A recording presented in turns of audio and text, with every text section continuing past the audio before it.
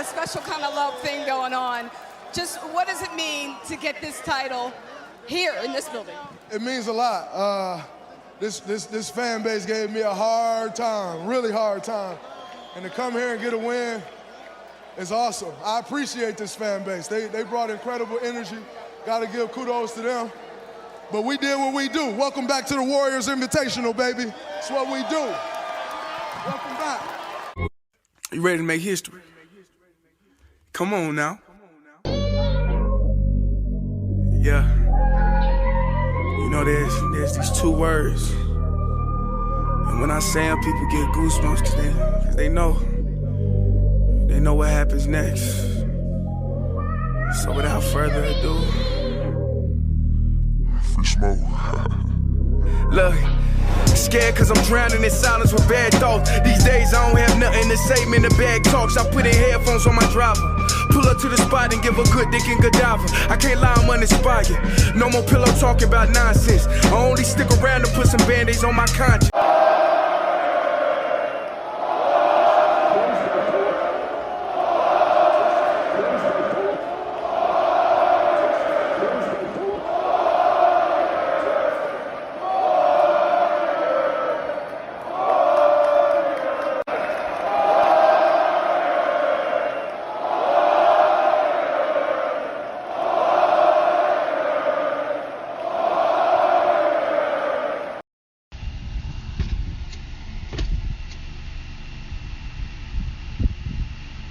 Welcome back, part 2.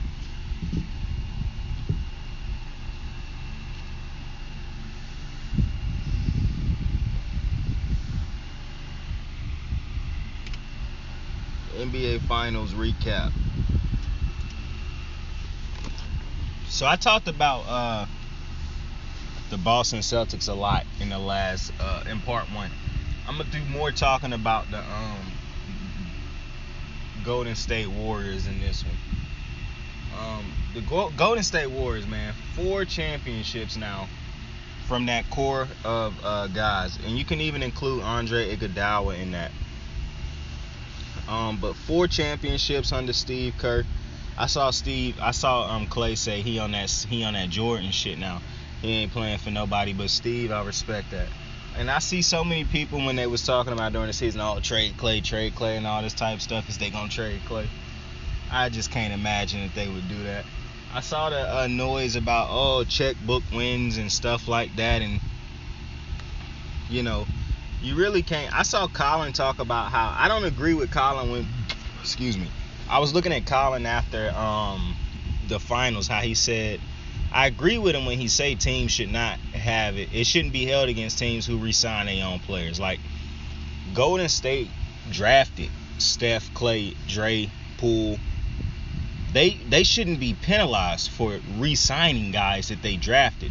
That's exactly what you want a franchise to do. Strike in the draft.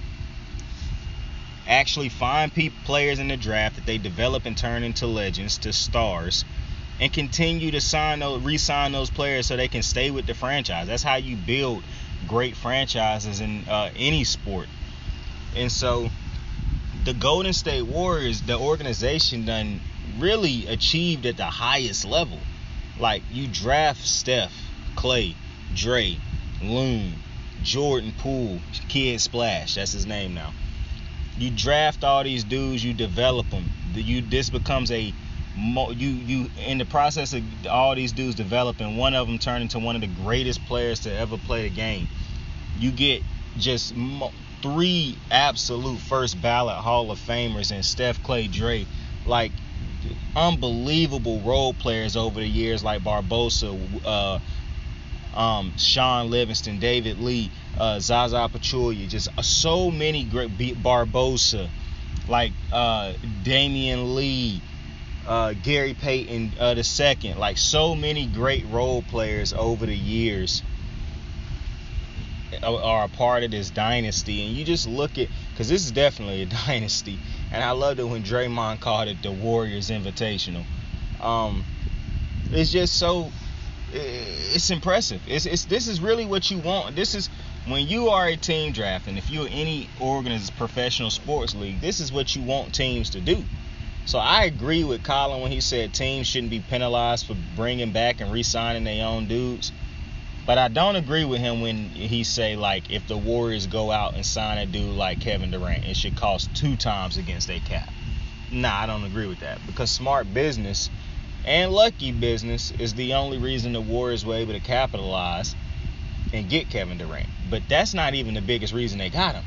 The biggest reason they were even able to get Kevin Durant and have him fit in so well is because they developed those other 3 guys, and they had a system in which everybody was willing to buy in and play their role. That's why they could succeed with a motherfucker like Kevin Durant. And speaking of Kevin Durant, I know it's going to be a lot of the Kevin Durant stuff going on now that the Warriors done won. The narrative really won't change for me because I'd never had Kevin Durant as a higher player all time than Steph Curry. I've never thought he was a better player all around. His legacy is nowhere near what Steph Curry's is. I done said it multiple times. I thought this was the LeBron James, Steph Curry era. The reason it can't just be the LeBron James era is because Steph Curry has beaten LeBron and Kevin Durant more than they have beaten him. 3 of his championships came against LeBron James. He won 2 championships with Kevin Durant. That's great. He won 2 of them without Kevin Durant. He a 4-time champion, unanimous finals MVP, 2-time MVP in the regular season, the only unanimous MVP of the regular season in NBA history. The best shooter to ever touch the basket, to ever be playing the NBA.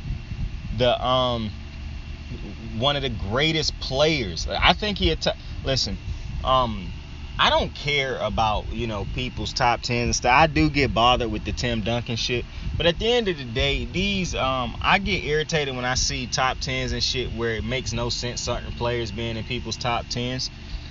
Like, I see somebody my age throwing fucking, Jordan is like one of the few dudes. Jordan, Kareem, some of those dudes. But see, the difference is, bro, you can legitimately go and relive Jordan's career, basically, on YouTube. You can go relive Kareem. Bro, you're going to be searching long and hard for some of these fucking Bob Cousy and Bill Russell and Wilt Chamberlain highlights, bro. You're going to be searching real hard. So, I'm not taking nothing away from how great those dudes was. But why would I put them on my Mount Rushmore players when I never saw them fucking play? That makes no sense. Like, no sense whatsoever. Now, like I said, Steph Curry didn't need a finals MVP and all this shit to be on my Mount Rushmore. The greatest players I've ever seen in my lifetime is Kobe Bryant, LeBron James, Steph Curry, Shaquille O'Neal, Kevin Durant. Kevin Durant, Giannis Antetokounmpo. Kevin Durant to a lesser extent, though, because, like I was saying, it's an interesting thing with Kevin Durant now, because I didn't think he was better than Curry, didn't think he was better than LeBron. I don't think he's better than Giannis Antetokounmpo either, even though he got 2 championships and 2 finals MVP. And I'm not somebody who's going to say, oh, it's the asterisk beside your rings and things of that nature. No, that's stupid. I would never try to invalidate Kevin Durant's championships. That I hate it when people do that. However, Kevin Durant didn't lead Golden State to those 2 championships. He was just a phenomenal scorer in those 2 championships. He fit in seamlessly with those guys because of Steph Curry being who he is, Klay Thompson, Draymond Green, the system, and all those things. It's foolish for me to sit here and, because I saw somebody say, an ignorant piece of shit named Rob Parker say, the Warriors, Steph Curry wouldn't be what he is without Kevin Durant. And I just think it's very ignorant to continuously push narratives like that. When I can, just to say, I hate it when Kevin Durant fans, stans, even Kevin Durant himself, and these jackasses in the media it's not that they Kevin Durant fans, they just don't like Steph Curry. And I done said it before, the fact that these dudes get to talk about the game so much just to hate on the game, not uplift the game, but to consistently go at these players. I don't understand how the NBA don't have a problem with that. I don't understand how ESPN and these networks don't have a problem with that. You motherfuckers are given exclusive access to these players. You get to talk about these players and get put on platforms to make you think that what you saying matters. And you choose to have this platform and this time and this rare opportunity to shit on players, to consistently to talk down on players and shit. Like, that's just wild to me. But either way, it's hard to understand people saying, Steph wouldn't be where he is without Kevin Durant, because, like I said, I don't like that when you ask a Kevin Durant fan, Kevin Durant himself, Kevin Durant stans, or any of these jackass media members, you say, well, what has Kevin Durant done before and after Steph Curry? They just consistently change the question. They'll tell you, they'll reel off a bunch of stupid ass shit that you did not ask them. Oh, well, he a 2-time Finals MVP. Yeah, he did that with Steph Curry, averaging big time. And that, it really do irritate me that the media is allowed to create a false narrative, just straight up lie and tell you that Steph Curry has been bad in the finals. And then they try to rephrase it with every time somebody give them facts and to refute that they are, and basically tell them like, yo, that is just a lie. They'll change the narrative and be like, oh, well, he haven't had a moment, or he haven't had a game that you can remember. Bro, for one, I can remember every Curry game in the finals, bro. That's for one. Two, it's just so crazy to me that you got dudes who could never do what these NBA players are doing, especially the ones who do it at the highest level as far as winning championships. To consistently find ways to shit on these dudes is just unreal to me, bro. It truly is.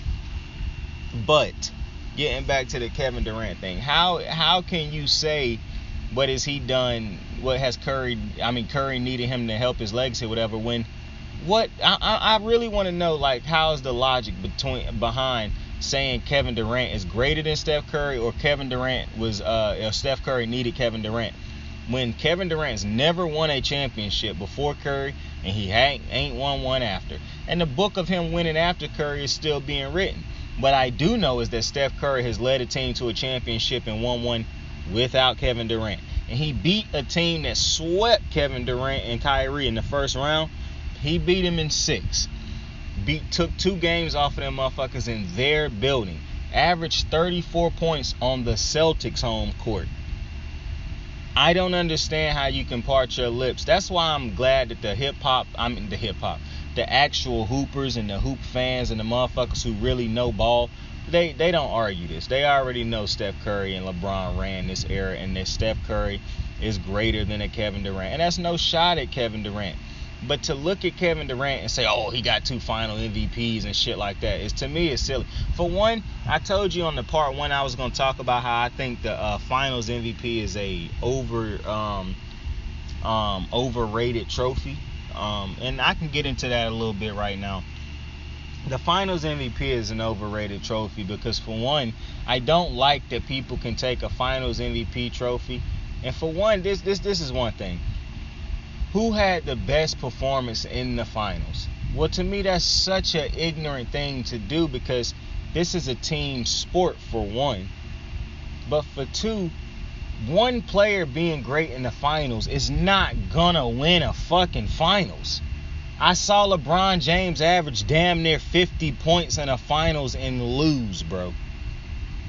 If Steph Curry had averaged this 30 plus in this finals and lost, nobody gives a fuck who was the best player, when ultimately all you really talking about who was the best scorer. Like, and then you got some of these things where they just narrative driven, like where they make absolutely no sense as to why you would give it to somebody. Like, why would Andre Iguodala win that award over Steph Curry? That just tell you that I was finna say something. Them motherfuckers don't know ball. You can't go back and watch that series. You can watch that shit as many times as you want to. The only way you look at that series multiple times and still think that Andre Iguodala was the finals MVP of that series is if you just don't know ball, or you're just fucking ignorant. Because Andre Iguodala, he done said himself Steph Curry should have won that MVP. It makes absolutely no sense. But then, now, I'm just telling you straight up, I could care less about that type of award. And this is why. Maybe if a championship wasn't connected to the back of it, I would care. Because a championship is, why would I care about that? Like, it's like Curry said, bruh. We got 4 championships, bruh. You're not finna, well, they already was doing it, but my legacy, I don't understand how you can take away from a man who's led a team to 4 championships, was clearly the driving force.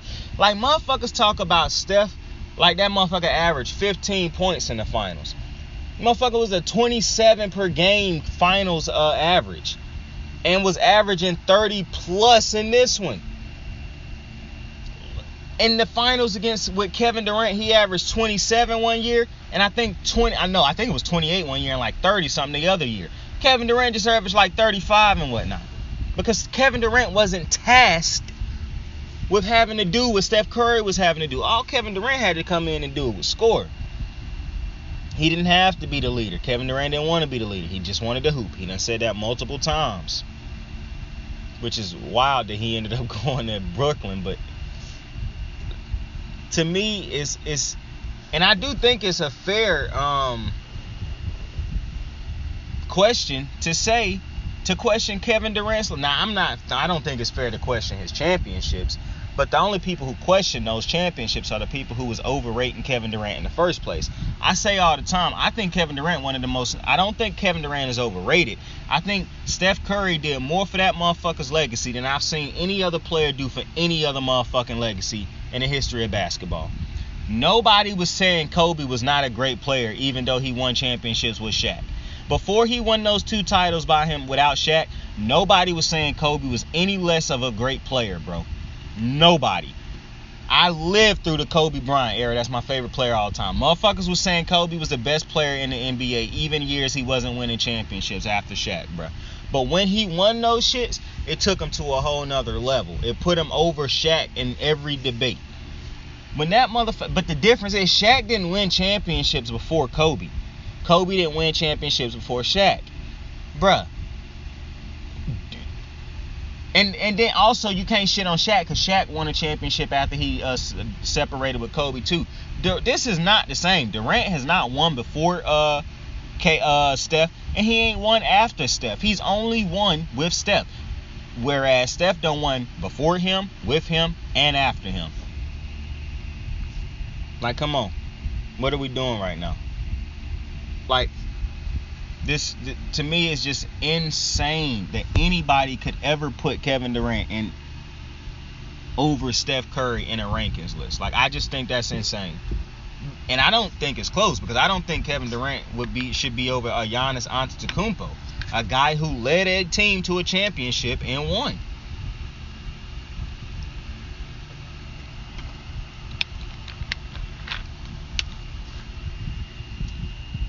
I also think it's funny when you got these bozo analysts who be like, well, they didn't dominate. They needed to average like 30-something points. Bro, you wouldn't average 2 points, bro. Stop it. Motherfuckers get on here and tell you that Marcus Smart, the defensive player of the year, man, he gonna lock Steph up and then turn around and be like, well, Steph better average 30-something points against that defensive player of the year or he was trash. Like, these dudes make no sense, bro. And also, just imagine getting paid to be a hater, bro. Because that's essentially what motherfuckers like Nick Wright, Max Kellerman,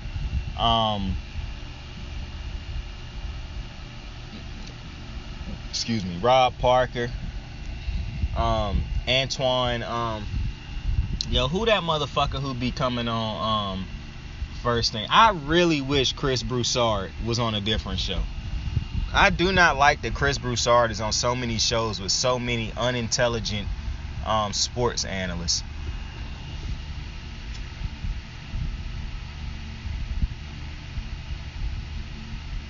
Because I've always thought Chris Broussard was a great basketball mind, and his football takes is a little bit goofy here and there.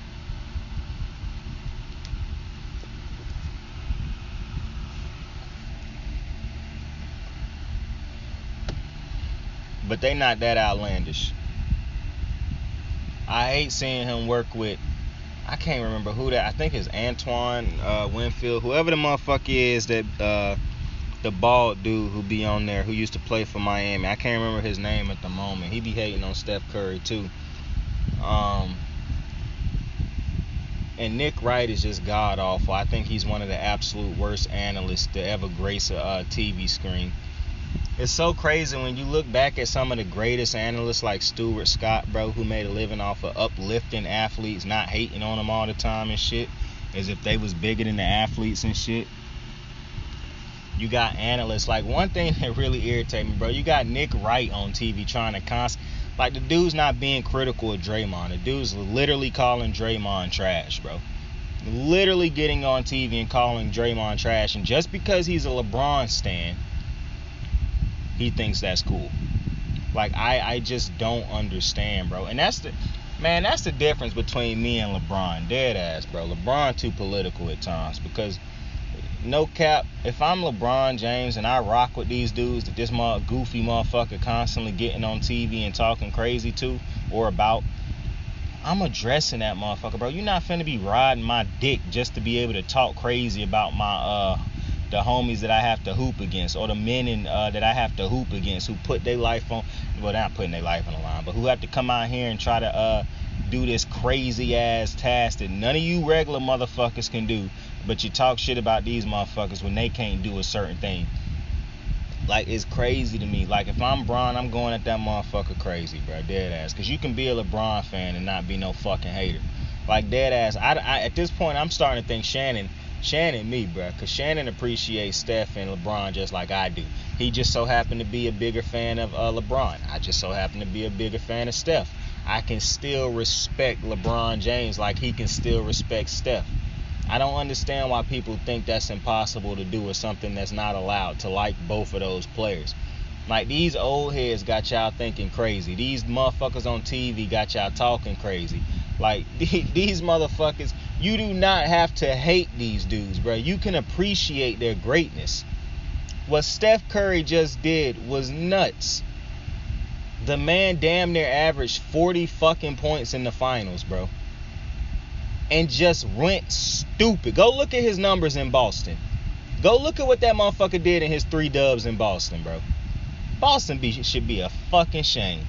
And I just want y'all to know, every time I'm talking about Boston, I figure y'all would pick up on this by now. But when I'm talking about Boston, I say Boston. When I'm talking about their players, I actually address their players by name. Because it's a difference. Because fuck Boston. I never say fuck the players, but fuck Boston. So, to see Boston have to have lucky bitch ass have another team raise a chip over them, raise that Larry over them. Oh man, it was so good. Like I said, the only thing Boston fans of this generation gonna get to know is L's. That's it. Just like most of your Boston fan base, because the ones who actually got to live through all them titles is most likely dead now. Respectfully. Actually, they might not be, because I saw Bob Cousy had responded to JJ Redick a couple months ago, and I didn't even know Bob Cousy was alive. Dead ass. I legit thought Bob Cousy was dead. So that was nuts. But talking about this Golden State Warriors team. Yo, we already talked about how special it is to do what they do, but let's really break it down, because you got a motherfucker like Clay, who just missed 2 full fucking seasons with injuries that I always felt he could come back from them, and I done already talked about this before, because to me, Clay's game is not built off of athleticism. As far defensively, you know that could affect his defense, but I watched Kevin Durant take those crazy injuries and still come back and be Kevin Durant, so I had no doubt. Motherfuckers who work hard and who the greats just find a way. You know what I'm saying? Like, the greats find a way. That's why I never questioned that Steph Curry and the Warriors would be back to this. And speaking of top 10s and all that type shit, Steve Kerr is one of the greatest head coaches I've ever seen in my lifetime. And as a matter of fact, let me give Steve Kerr some praise real fast. I always talk about, and I've constantly given Steve Kerr praise, but I always say that I don't like that people try to discredit Steve Kerr and try to give Mark Jackson credit that he don't deserve. Because you can give Mark Jackson his credit and still credit Steve Kerr. One thing people continue to try to say was, and I tell you I don't like revisionist history. I don't like it how people can create a history that did not exist. The Warriors were a good team with Mark Jackson. Steph Curry and Klay Thompson and Draymond Green were not thought of in that same light as they are now. When Steve Kerr took over that team, that was a good team. They were not the team that we think of now. So the fact that every time this team wins, people have to try to say, oh, you got to give Mark Jackson some credit. No, you don't. This team is so many years away from Mark Jackson having any type of imprint on this team that, come on now, them giving him any type of credit at this point is just them being nice. I done said it before. Mark Jackson played a big part defensively for this team. But this team done grown and expanded defensively in so many ways that I don't even really credit him for I give Mark Jackson no credit for this team's success right now. And that's not a shot at Mark Jackson. That's just giving me the proper respect to Steve Kerr, the dude who done actually been through the trenches with. You didn't give Mark Jackson no credit for them when they had them 2 down seasons. I didn't hear nobody giving Mark Jackson credit for those teams when they was losing. But I saw everybody trying to shit on Steve Kerr. But now that Steve Kerr wins again, people for some reason want to give all the credit to Mark Jackson again. People want to somehow try to slice out a part of this success pie and say Mark Jackson had credit for it. But you didn't say that those 2 previous years when the Warriors was a 15-win team and the worst team in the league. Nobody was trying to give Mark Jackson any credit for that. But now you want to try to minimize Steve Kerr yet again. I'm not having that. Mark Jackson has no imprint, no fingers, nothing Mark Jackson did in the past has an effect on what this team did this year. This was Steve Kerr. This team has always been Steve Kerr, in my opinion. I'm not one of them motherfuckers who have to constantly say, oh, Mark Jackson. Bruh, no. This team was not the same team that Mark Jackson was coaching, bro. They might have had some of the same players, but these players are mature, grown, and this is a completely different system. A completely different system. Go back and watch those Mark Jackson Warriors and watch these Steve Kerr Warriors. They are not the same. And I'm going to even do you one better. Go watch Steve Kerr's first 2 years with that Warriors team. Watch how they play. Go look at every single year they was with Mark Jackson. Those 2 teams play nothing alike. They got the same players, completely different systems. So, to me, Steve Kerr is one of the greatest coaches of all time in the NBA. I always said I thought the GOAT was Phil Jackson. But that's bias coming from me because I'm a Laker fan, so he was the one who coached Kobe. But it's definitely Phil, Pop. And I don't like it when people try to just say, oh yeah, Pop without a shadow of a doubt gotta be the greatest. Because if you gonna shit on Phil for having Kobe and Mike, what are you talking about, bro? Y'all be overrating top 10 Tim Duncan all the time. Pop had him. Pop had big David Robinson. Pop had Manu, who I will continuously say is one of the most underrated superstars of all time. He was never asked to be a superstar, but I'm telling you, if Manu was on a different team, Manu could have been a superstar. Manu was that dude. Tony Parker, like, we not finna act like Phil. You're not finna take shots at Phil for having great players and then turn around and act like fucking any of these other great coaches didn't have teams full of great fucking players, bro. Like, you can just say you like Popovich more than you like Phil Jackson. That's perfectly acceptable. You know what I'm saying? But I don't have either one of them motherfuckers as the greatest head coach of all time after too long because I like Steve Kerr more than both of them motherfuckers. So I've never really liked Phil because I never liked his shots that he took at Kobe Bryant. Was never a fan of that. So I never really liked Phil anyways. I love Pop. Love him. Have nothing bad to say about Pop. But I really love Steve Kerr. Because like Steve Kerr is what I wish Phil Jackson would have been for Kobe. Kobe loved Phil Jackson, but I never felt like Phil loved Kobe the way Kobe loved Phil. I feel like Steve Kerr loved Curry just as much as Curry loved him. And I appreciate that relationship. I appreciate the relationship Steve Kerr done built with his players. I appreciate the trust he done built with his players and the trust he instilled in his players. I just appreciate everything about this Golden State Warriors franchise and everything that Steve Kerr done. Because I'm not one of them motherfuckers who gonna sit here and not give Steve Kerr his flowers. I can clearly see the changes and the imprint that Steve Kerr has had and the effect Steve Kerr has had on this Golden State organization. You cannot tell the story of the Golden State Warriors without Steve Kerr. And I don't know how long Steve Kerr gonna do this, but I hope he never coached for another team. Steve Kerr could easily go back into the broadcast booth after he done with this anyways. Like I'm happy. I'm happy to think. And a big part of Steve Kerr not retiring, because I know a lot of people would think that he would retire after Steph, Clay, and Dray possibly retire.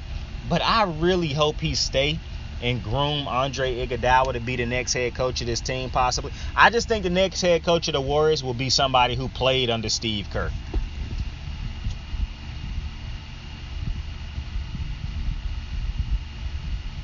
Because the Warriors feel like a family.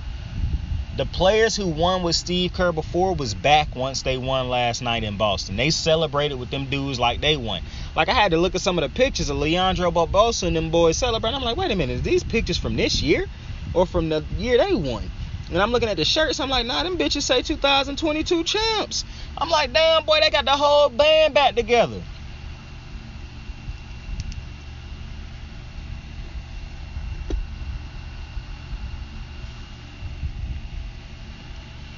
The Warriors organization feels like a family, and Steve Kerr got a lot to do with that. Now, obviously, a lot of the other players got a lot to do with it. The players got a lot to do with that. The staff, Bob Myers and Lakem and all those guys. But Steve Kerr implementing this culture is huge as to why you see all these former Golden State Warriors, Sean Livingston still hanging around, Iggy being a coach on the sidelines. It's like all of this. You gotta give Steve Kerr his credit, man. You gotta give this man his flowers. I do not think the Golden State Warriors turn out like this if not for Steve Kerr becoming his head coach. One of the greatest moves that this franchise will look back and say that they ever made wasn't just drafting Steph Curry. That was the hard part, was getting a player like that, but you got him. People will say the next hardest part was getting Clay and Dray. I don't think so. I think the next hardest thing was to find it, because you already had those two. The hardest part was to get a head coach that was going to take them to that next level. Steve Kerr found a way to take this team to the next level.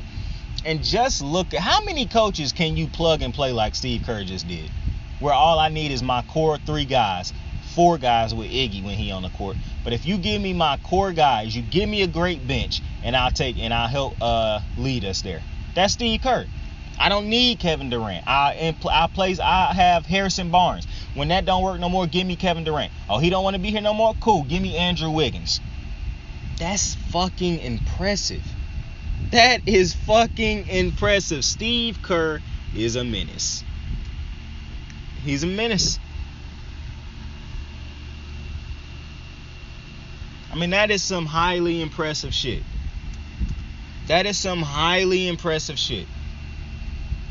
And they was coming for that man during that 2-year span. Coming for him. That man stayed the course. Made sure his players stayed the course. During all those downtimes, he still found ways to help develop his guys. And look at where they at. Just 2 years after that. 3 years later, basically.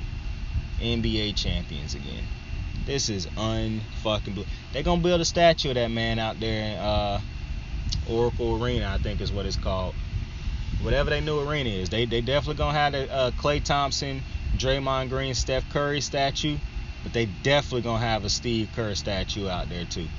There's no way Steve Kerr is the greatest coach in the history of the Golden State Warriors, and it ain't close. He's one of the greatest head coaches in the NBA. Not to mention, Steve Kerr is, at this point, one of the greatest winners in NBA history.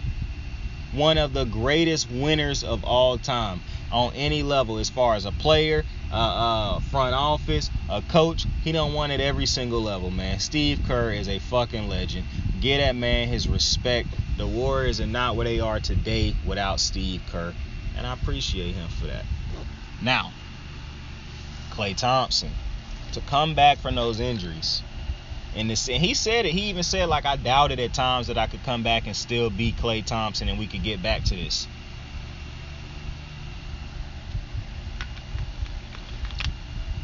Because he human. And much like humans in everyday life, when you're going through the ringer, those ugly times, man, they feel 100 times worse than they actually are. It feel like it's going on longer than it may actually be going on. And it had you doubting this shit, man. It really had you going through your head being killed by your own thoughts and shit. So I don't understand where Klay was at as far as him being an NBA player, getting hurt, playing at that level, and then being hurt, and you know what I'm saying? But I understand it as far as, like, the doubt. The being in a bad situation, not knowing if it was ever going to end.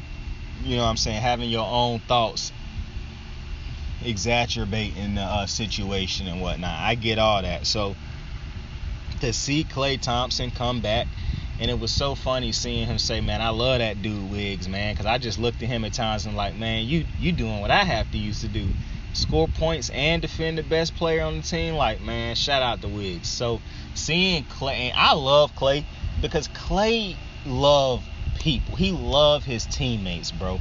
He constantly showered down Kevin Durant and praised him. That's why I never understand it when people try to say the media is so ignorant. The media is so ignorant. Because I done seen so many people in the media constantly look at Golden State Warrior fans and say, why do you guys treat Kevin Durant like this? What the fuck are y'all talking about? Golden State never shitted on Kevin Durant. We never said anything bad about Kevin Durant. We never one time said we love Steph Curry more than you. Did we? Yes, obviously. But we never said that to try to make that man feel no type of way.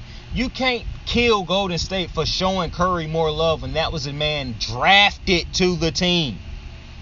Like, he done been with this team through thick and thin. I don't care how great a scorer Kevin Durant was. He ain't gonna never get the love that Steph Curry was gonna get in Golden State. Just like Steph Curry would have never gotten the love Kevin Durant got in OKC if Curry had a sign with OKC. That was just common sense. But Golden State Warrior fans never shitted on Kevin Durant. When he left, they still didn't shit on that man. Because they took a page. They followed their leader, Steph Curry, our leader.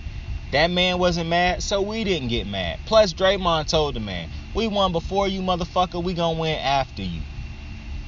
And when you got a player like Draymond Green, and I remember saying this during an episode of the show earlier in the year, when Draymond, after they had won a game, he was like, it don't matter who we play or where we seated, we gonna win a championship. To be able to have that type of balls of a Draymond Green. Shout out to that bozo Celtic fan who had 2022 NBA champs tattooed on him.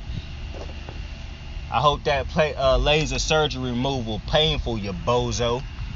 You thought you was Jason Terry, my guy. You thought you was doing something. You thought you was speaking it into existence, my boy. And Curry said, night, night, ho. This what I'm saying, bro. Boston fans deserve this type shit, man. Boston fans deserve this type shit, man. Some people might say, well, what was the difference between what Jason Terry did and what Jason Terry, a fucking player, homie? He actually got skin in the game.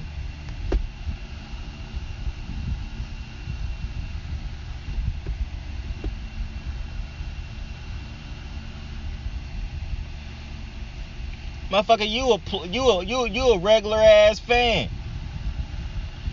You one of them trolls on the internet because Jason Tatum didn't average 40 points a series. Now you on the internet talking about some fucking, man, this motherfucking bum made me get this tattoo. No, motherfucker, your dumb ass made you get that tattoo. Now, I'm not saying he was on the internet tweeting. Now, I'm just saying that's the type of shit that bozos like him would tweet. But shout out to Klay Thompson, man, who like I was saying, the media is the ones who started that story of, oh, you'll never be better than Steph Curry. Always loved this Curry. Your titles don't mean nothing because you joined the super team. It wasn't the Warriors or the Warriors fans saying that shit. But Kevin Durant would not get out of his own head. He would not let the media stop getting into his head with all this nonsense. And he left because he wanted to prove he could do it on his own. That was the media's doing. Somehow they keep blaming that on the Warrior fans, bro. It's just, The media is unbelievable. But Klay Thompson, the way he showered his teammates in praise and love, he used to do it for Kevin Durant. He'd do it for Steph. He'd do it for Dray. He'd do it for Wiggs. He'd do it for Poole. He'd do it for everybody. Loon. Like, he'd tell you, hey, I'm a Steve Kerr guy. I'm only playing for Steve Kerr. Like, I love this Klay Thompson so much, man, because that's like one of the ultimate teammates, bro. He know Curry's place in history. He respect Curry's place in. Do you not think Klay Thompson could have said, man, I'm Klay fucking Thompson. I can go somewhere else and average 30 points if I wanted to? You don't think Klay Thompson ever that he ever couldn't have thought that or said that to himself? But that man cared about winning. That's what I love about Golden State so much, bro. Because at the end of the day, for everything that makes no sense, because what other people would have did that they didn't, you can always dumb it down to, they just cared about winning. Why would Steph Curry why would he take a backseat to Kevin Durant coming off of 2 MVPs, a unanimous MVP, came back from a 3-1 deficit against KD in the conference finals? Why would he allow Kevin Durant to join his team? Oh, because he would rather win. He didn't care about personal accolades. He wanted to win championships. At the end of the day, everything Golden State do is to win championships. You hear so many people and players say that that's the goal. That's the goal, to win a championship. Win a championship. We want to win a championship. But you always see players and teams not really truly make sacrifices and do the things that you have to do, whether it be spending the type of money you have to spend to get that extra piece over there to win a championship, whether it be putting a true system in place to win a championship, whether it be trying to actually rein in certain players so that they could in the long run it could work out better for the overall team. You never see, sometimes you don't see players truly make the sacrifices in order to win championships. Maybe if you sacrifice 10 points of your game to give those 10 points to spread it out to other people to help you out, that can help you. But you're not willing to sacrifice that part of your game. You're not willing to work as hard on the defensive end. You're not willing to throw yourself in that chaos to get the rebounds and whatnot. Everybody want to be a champion until it's time to do what champions got to do. That's why I had the utmost respect for Steph Curry, LeBron James, Klay Thompson, Steve Kerr, Draymond Green. Those motherfuckers have defined this era of winning. LeBron, that's why I want to see LeBron go to Golden State so bad. I truly want to see Golden State try to find a way to bring LeBron James over. I really do. I think that would be the final piece to Steph and LeBron's career. LeBron had to play against these motherfuckers for so long. You might as well finally join them. For one, they will win the next couple championships. I'm just going ahead and telling you right now. If LeBron James and those motherfuckers stay healthy, Curry, for one, you put Curry and LeBron on the same team, they're going to the finals. I'm just telling you that right now. LeBron James doing what he can do with Steph fucking Curry, Klay Thompson, and with Draymond doing, oh my God. Oh my God. And I'm already going to tell you right now, if LeBron James called up Steph Curry and Joe Lacob and them boys and said, I want to come to Golden State, I'm just telling you right now that they make it happen. Bron, you got one. People talking about you playing with your son and yada, yada, yada. I don't care nothing about that, bruh. That can still happen. You got another big move left in you, bruh. I'm a Laker fan to the core, but the Lakers is not going to have you retire the way you want to retire, my guy. You are a champion. You are a winner. I do not think you the GOAT, but you are in that conversation. That alone should have you not wanting to end your career the way it feels like it's about to end. You should be competing for championships. What you did last year and the time that you played showed that you still got a lot left in the tank. Steph Curry just showed he still got a lot left in the tank. You and Steph Curry have defined this generation, going against each other all the time, giving us just memorable matchups. Two absolute legends, two of the greatest to ever fucking do it. Two Mount Rushmore players consistently going at it. Why not team up now and win together to end y'all careers? It would be such a beautiful story. The documentary of Stephen Curry and LeBron James would be one and truly it's Steph Curry, LeBron James, but then you can make another one with the Warriors. Like, because I don't never want to discredit Draymond and Clay and Iggy and Kerr. I got so much respect for them motherfuckers. But at the end of the day, it is definitely LeBron James, Steph Curry era. And I'm not, listen, I do not think Steph Curry individually or greatness-wise is better than LeBron James. I would rank LeBron James higher than Steph Curry all time. But that ain't taking nothing away from Steph Curry. Steph Curry, to me, is my top 5, is a top 5 player to me. I love Magic Johnson. But I always said, if Steph Curry get a 4th championship, I'm putting him over Magic Johnson. Because Magic Johnson played with Kareem Abdul-Jabbar. Steph Curry ain't never played with a Kareem Abdul-Jabbar, unless you count Kevin Durant. Now, I don't think Kevin Durant is a greater player all time than Kareem Abdul-Jabbar. However, I can understand you saying he did play with him, but he ain't played with him as long as Magic got to play with Kareem. Not to mention, Curry would have had 3 rings with Kevin Durant if not for him and Clay getting hurt. If Clay and KD getting hurt. But my Mount Rushmore, but that's why I don't put, and it's other reasons like scoring-wise, if I got to take into account scoring-wise, I'm not taking Magic Johnson scoring-wise over no Steph fucking Curry. You look at defense. I need to go back and see how truly great a defender Magic Johnson was. I know he was a bigger dude. He was like 6'7", 6'8". So I would imagine he would be a good defender. But I cannot remember how good the defender he was. Like, one of the things people don't talk about enough to me is the fact that Kobe Bryant made 11 all-defensive teams and like 9 first all-defensive teams. And to the day he was retired, he was playing defense. Like, motherfuckers don't never give Kobe all his credit, bro. People love to talk about just scoring. That's why I be getting pissed off, man. The media is so biased, bro, and they so half-informed and shit. And they give you half the story. They never give you the whole thing. Like, Kobe Bryant wasn't just no fucking great scorer, bro. The motherfucker was an unbelievable defender. The motherfucker locked motherfuckers down on both sides of the ball. He could defend your best player and give you fucking buckets, bruh. Kobe Bean Bryant was a fucking problem. I also wouldn't take Curry over. I wouldn't rank him higher than Kobe Bryant. But my top 5 players all time, in no order, is Steph Curry, Kobe Bryant, LeBron James, Shaquille O'Neal, and Giannis Antetokounmpo. And I wanted to... Kevin Durant used to be in my top 5. Oh my God. Now, granted, my top 5 is just who I've seen. If I'm just taking into account my top 5 without who I've seen, I would take Giannis out and put Jordan in.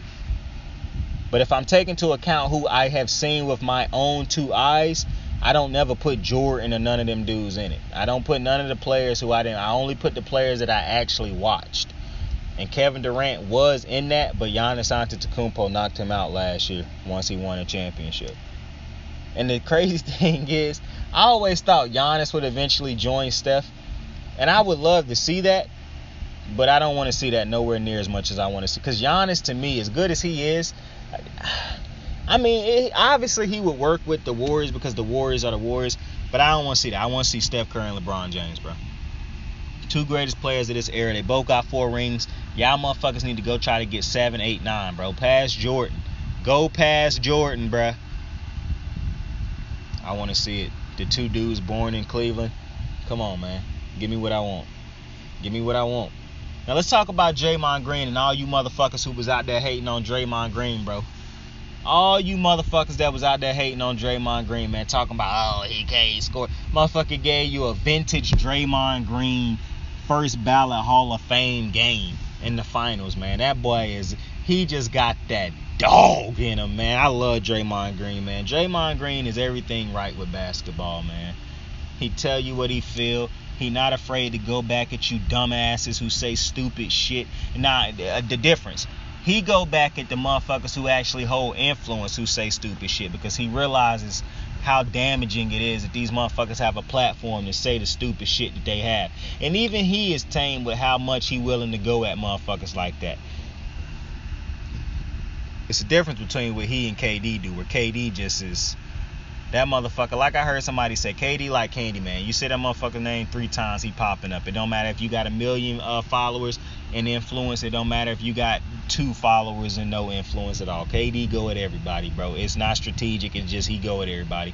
But when you look at Draymond Green and what he has meant to this team, I told you, Draymond Green is one of the greats.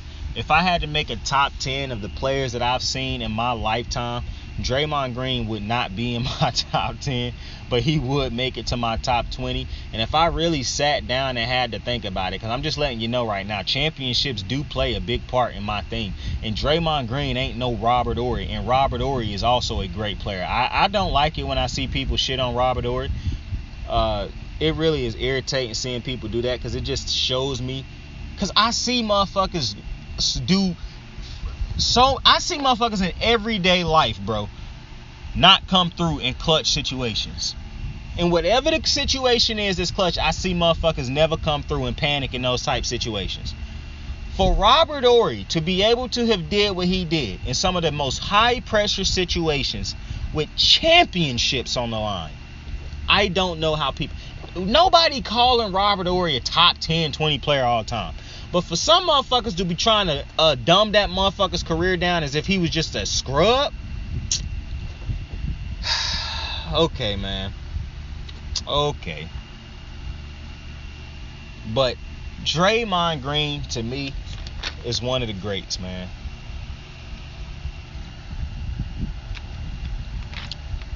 For one, he greater than a Robert Horry, because the motherfucker is a defensive. Draymond Green, one of the greatest defenders to ever touch a basketball, right? To touch the court. Like, it's not even, to me, that's not debatable. Like, I didn't say he was the greatest, but he is easily a top 5 defender all time.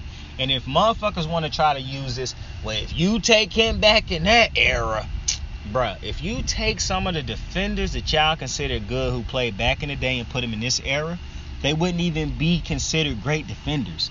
They'd be bench warmers who you throw out there because they pick up a whole bunch of fouls.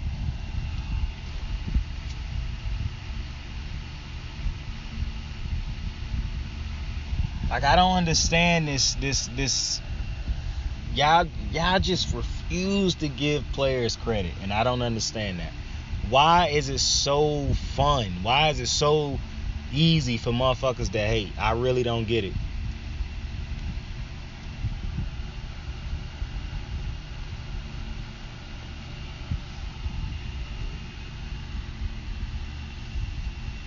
But Draymond Green is a fucking monster, man. And he is one of the reasons the Warriors are as good as they do. For one, I think Draymond Green got one of the highest IQs. In another life, bro, Draymond Green was the LeBron James of the NBA in an alternate universe with that type IQ. But shout out to Dray. And then the man of the motherfucking hour, man. My favorite player in the NBA, my second favorite player all time. One of my favorite athletes all time. Steph and fucking Curry. I got to watch Aaron Donald and Steph Curry win championships in the same year, bro. What a life. 2-time MVP, unanimous MVP. 4-time NBA champion, unanimous finals MVP. 2-time scoring champion. The recipient of the first ever Kobe Bryant MVP All-Star Award. The Magic Johnson Western Conference MVP, the multi-time all-first NBA team, multi-time all-star selection, multi-time all-pro. Like, the man can play defense now, two-way Steph. Look at his numbers in the finals. Like, what the fuck has this man not accomplished? What they gon' say now? Once the baby face, I remember watching this motherfucker at Davidson, and me and my mama just fell in love with this motherfucker. To see where he is now, bro, me and my mom was so happy, bro. We was so fucking happy to see this man raise that trophy. Not the MVP one, the trophy, the Larry. We was so happy to see him win that championship, man. If the first recipient of the new design MVP trophy and finals trophy, like, man, what a fucking year for Steph Curry, bro. What a fucking year for Wardell Stephen Curry. To see him, all the emotions coming out of him once he realized, like, yo, we are about to be NBA champions for a 4th time. And he talked about the journey and the highs and the lows to get back to this moment Like, oh my goodness, man. I tell you, man, I done lived a pretty good sports life. I done experienced some tragic, heartbreaking moments in my sports life. Watching Billy Bum miss that field goal, watching Lee No-Hands drop a touchdown that could have sent us to a Super Bowl. You know, I've seen so many heartbreaks in my sports life. Watching Kobe have to lose to them bum-ass Celtics just because Powell hadn't developed into a dominant, the player that he was supposed to be yet. Just watching Kobe tear his Achilles after carrying us to the playoffs. I've witnessed a lot of tough sports moments. But none of those moments can compare to the great ones. When you can watch Kobe Bean Bryant stand on the announcer table and raise his hands, stretch his hands out wide, and watch confetti just fall on him because he knew he just secured another championship. Watching LeBron James finally win that championship for Cleveland. Watching Aaron Donald point to his finger in the Super Bowl because he finally get to accomplish a lifelong dream of not just being the best defender, but being able to back it up with a ring. Watching Steph Curry win his 4th ring without the best team on the floor that they said he always had to have. No secondary superstar like they said he always got to have, which every great team has and championship team has. To see him just prove the doubters and the naysayers wrong at every single fucking turn.